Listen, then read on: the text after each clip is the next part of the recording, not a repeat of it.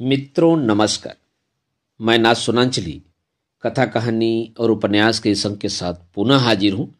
दोस्तों, इस समय मैं वाचन कर रहा हूं उपन्यास राग दरबारी का, जिसे लिखा है श्रीलाल शुक्ल ने। अब तक मैं उपन्यास राग दरबारी के 15वें अध्याय तक का वाचन अपने वाचन के पिछले क्रम में कर चुका हूं। आज लीजिए सुनिए उपन्यास राग दरबारी के भाग 16 का वाचन मेरे अर्थात नाथ सुनांचली के स्वर में। एक छप्पर के नीचे, जहां रात को भैंस बहती थी, इस वक्त राख और पुआल के सहारे फर्श का गीलापन पोंछा जा रहा था। भैंस के पेशाब की गंध को जब राख ने दबा दिया तो पोंछने वाले को इत्मीनान हो गया कि फर्श साफ हो गया है। उसने राख के ऊपर एक लंबा चौड़ा टाट बिछा दिया। टाट पर उसने एक भड़कीली दरी बिछाई, जिसके एक कोने पर लिखा था न्याय पंचायत भीखम खेड़ा। दरी के बीच उसने एक लकड़ी की संदूक लाकर रखी और एक मैला सा बस्ता।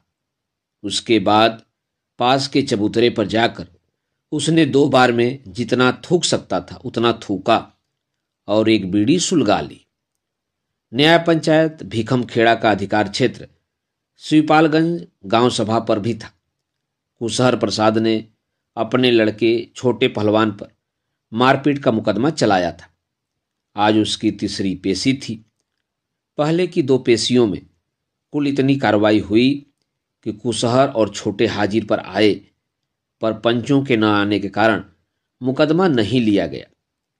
चबूतरे पर बैठकर बीड़ी पीने वाला न्याय पंचायत का चपरासी था।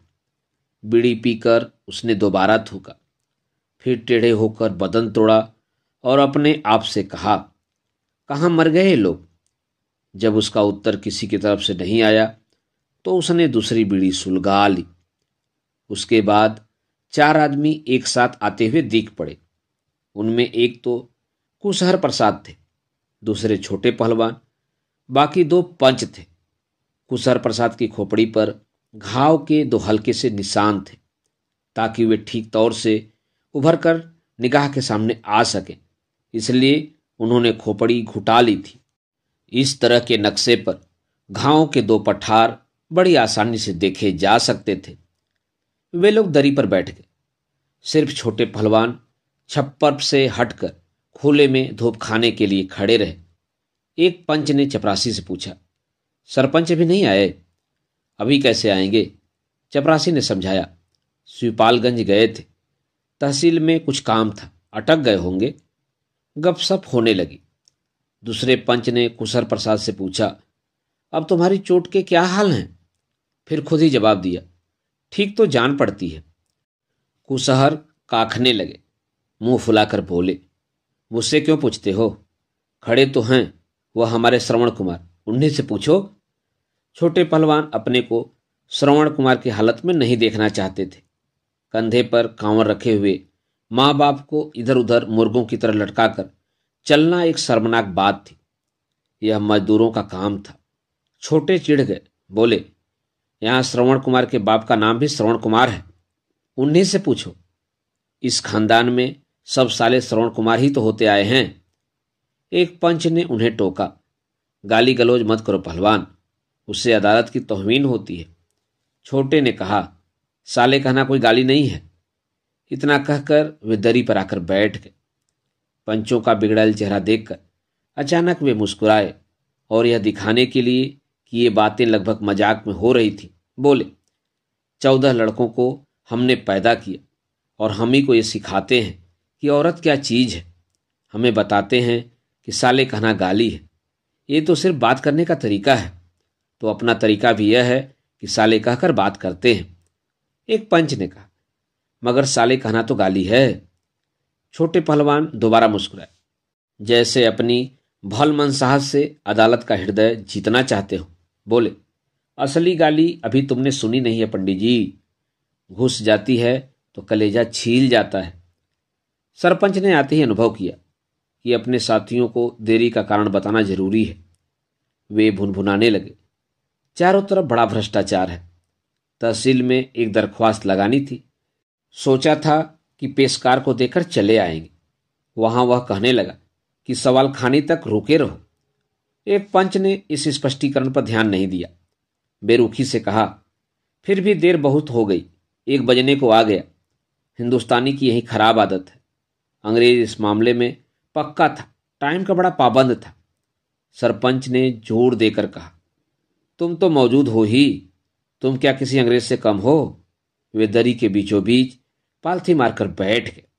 चपरासी से बोले, चलो कार्रवाई शुरू करो, पुकार लगाओ।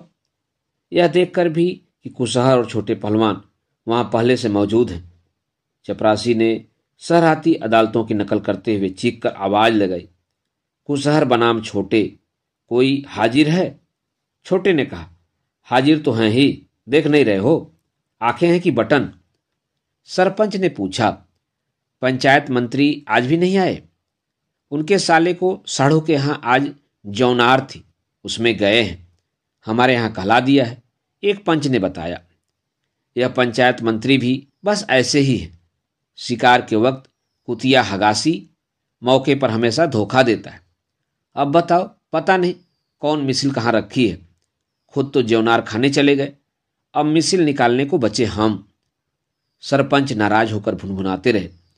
छोटे पहलवान उन्हें बिना किसी दिलचस्पी के देखते रहे।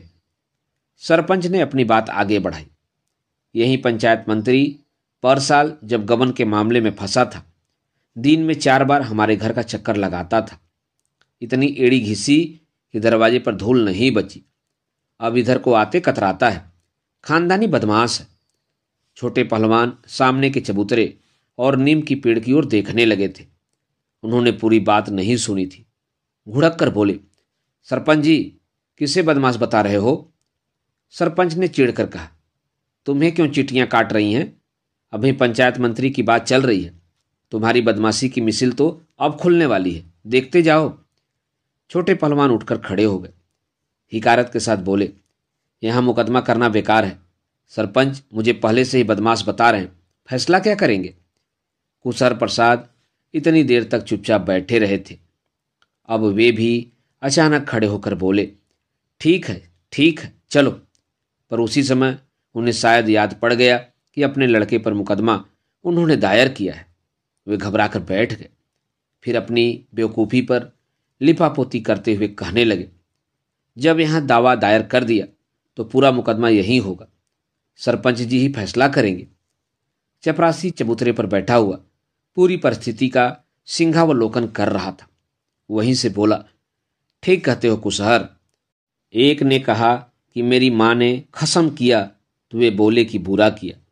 फिर उसने कहा कि कसम करके छोड़ दिया तो बोले बहुत बुरा किया।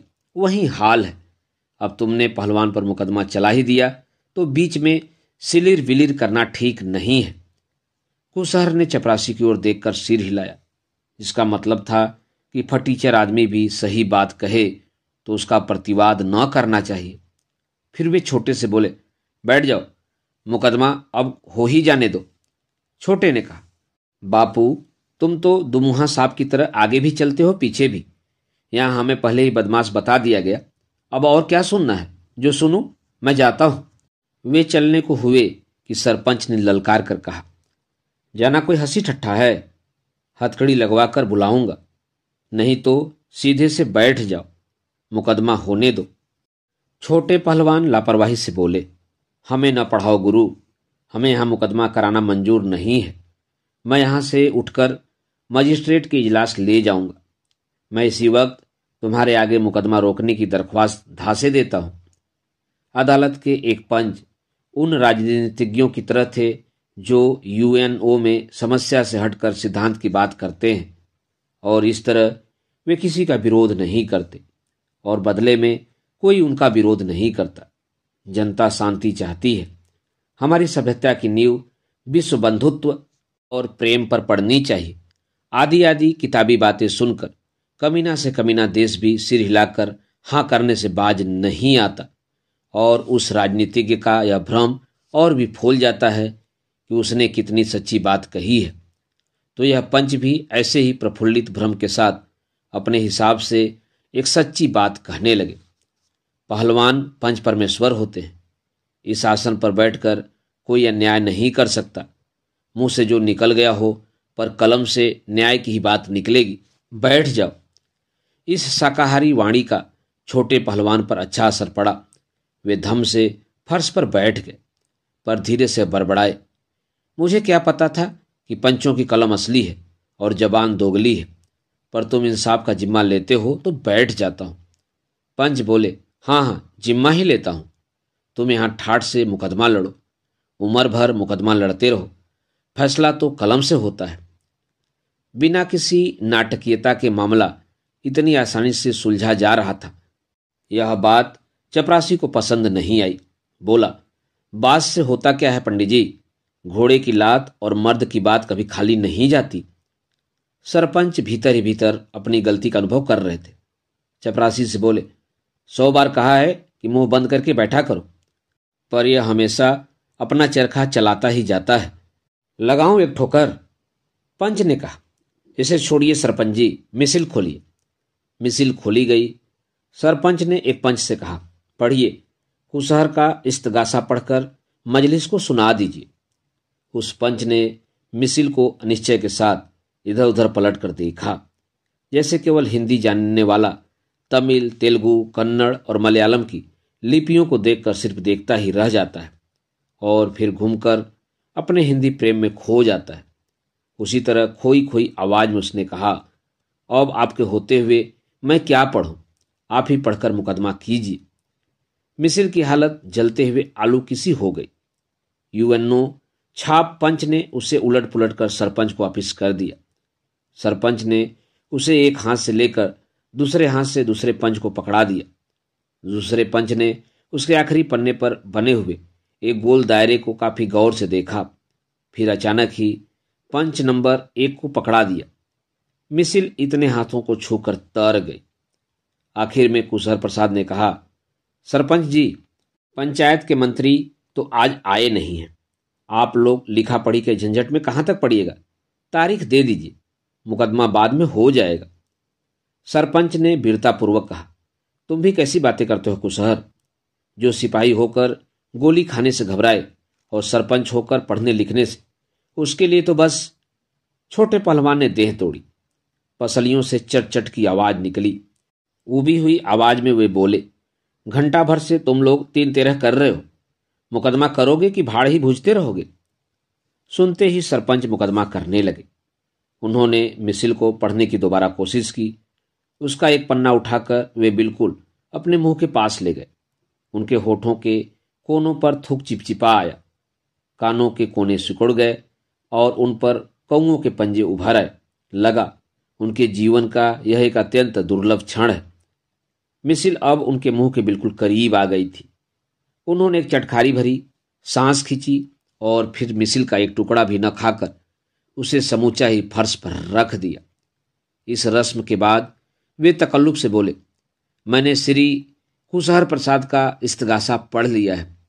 कुशहर प्रसाद कहते हैं कि कुशहर प्रसाद के लड़के छोटे वल्द कुशहर प्रसाद ने कुशहर प्रसाद को बिना किसी कारण लाठियों से मारा है। दफा 323 ताजीरात हिंद का इस्तगासा है। छोटे पहलवान इस तरह बैठे रहे जैसे इस सब का उनसे कोई सरोकार न हो। सरपंच की भौं के बीच एक खरोच सी निकल आई। उसने पूछा, क्यों कुशहर, यही बात है ना? मुजलिम छोटे ने तुमको मारा था? हाँ सरपंच जी, हजारों आदमियों के सामने मारा था, मेरी हड्डी पसली तक का भूसा बना दिया।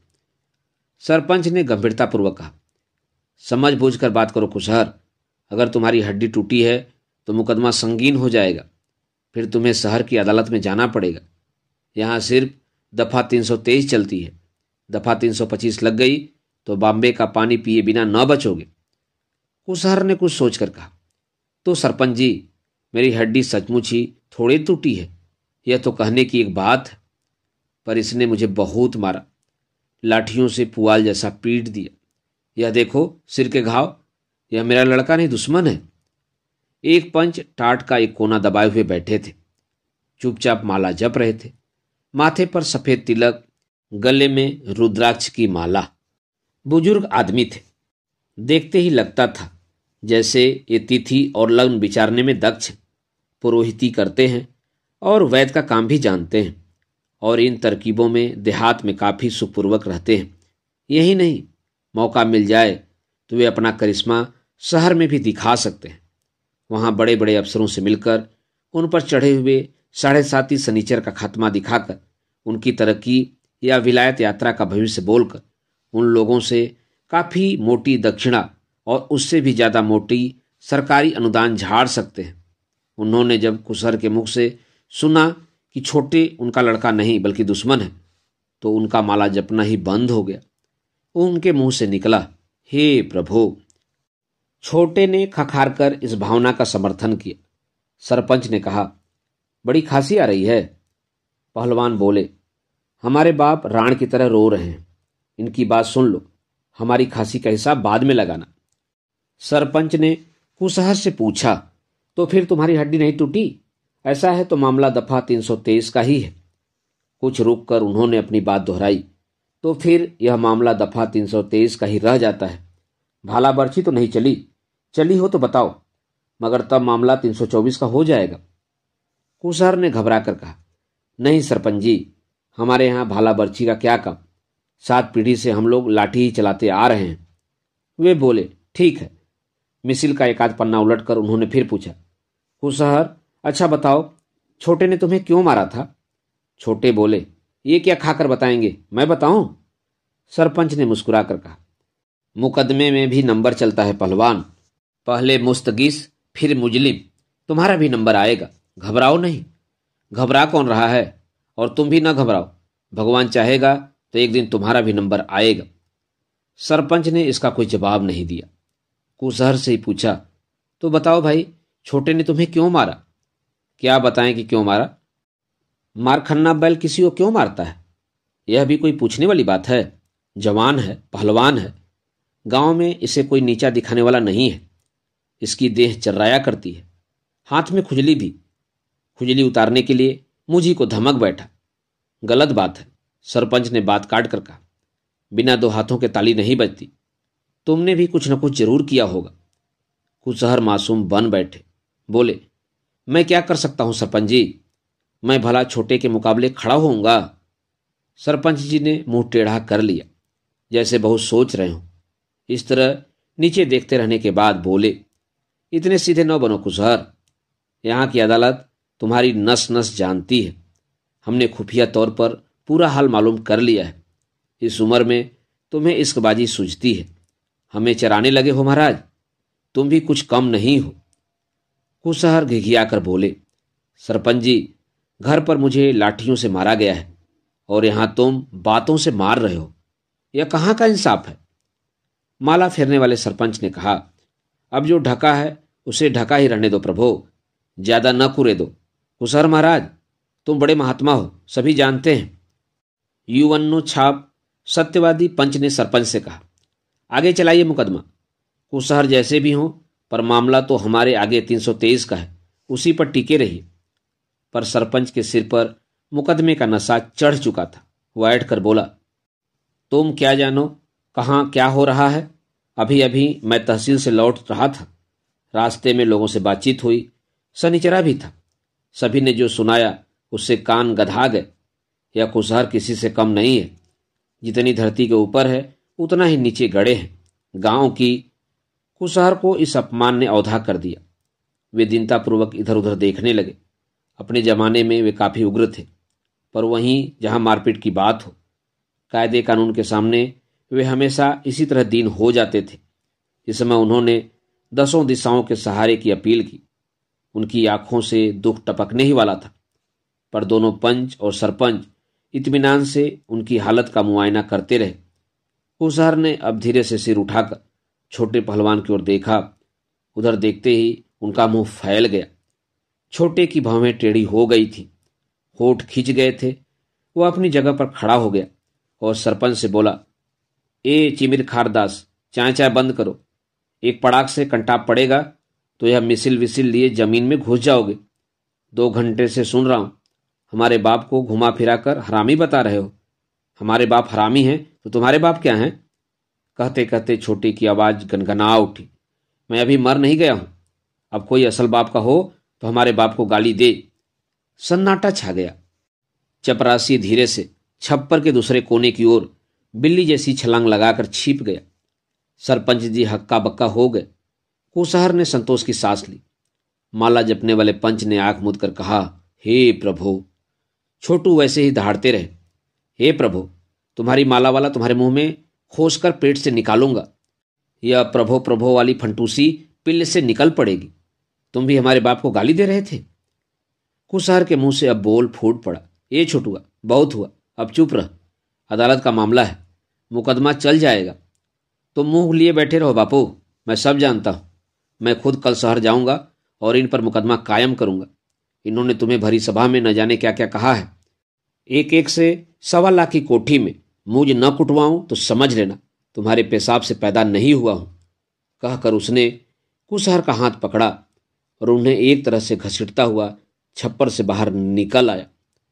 मित्रों, अभी आप सुन रहे थे उपन्यास राग दरबारी के भाग 16 का वाचन मेरे अर्थात नाथ सोनांचली के स्वर में। दोस्तों, उपन्यास राग दरबारी के आगे के भागों का वाचन आप मेरे वाचन के अगले क्रम में सुन सकते हैं। तो जुड़े रहिए कथा कहानी और उपन्यास के साथ। धन्यवाद। नमस्कार।